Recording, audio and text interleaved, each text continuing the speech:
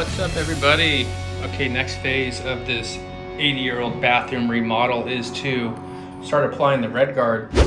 We're going to go up to about this line right here. But I'm doing about 2 parts to 1, maybe a little more. But again, these walls will absorb a lot of water, so as soon as you put it on there, it's going to absorb into the material very quickly. I want it to really soak into that substrate. So this is what the purpose of getting it wet is, it's soaking deeper into the actual Hardie backer and thinset.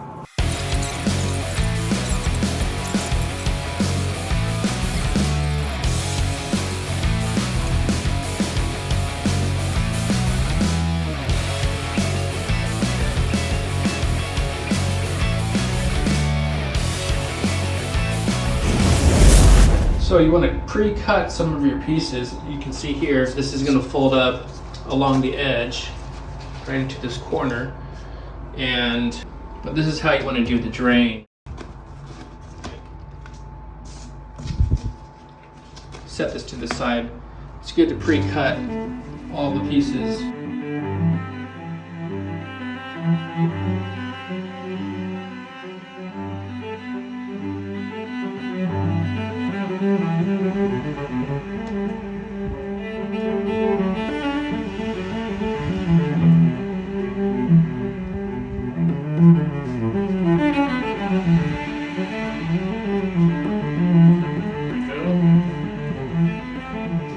And make sure you get a good adhesion right around that lip.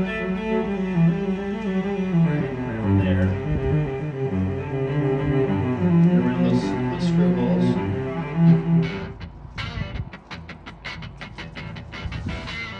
Okay, we're ready for the top coat.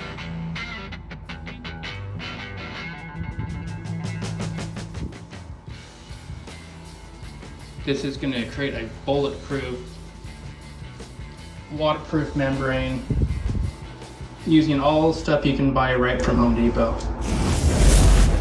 6-inch fiberglass on the changes to plane along the bottom and up the edges and around the curb. I put the fabric up here as well. But look at this, I'm on I think that this is my 5th coat. I'm just putting a little bit extra. I went through 2 gallons of the stuff. Redgard, 1 primer coat, and then I think this is my 4th or 5th coat. So I did extra on the bottom because you can see over here the concrete kind of seemed to be absorbing it more than everywhere else. So it felt like it wasn't as red. So I have a little bit left in here. Let's just go ahead and finish this off. I kind of wanted to build up just right over the concrete because it was looking a little bit thin, and making sure this lower area has good overlap on these seams as well.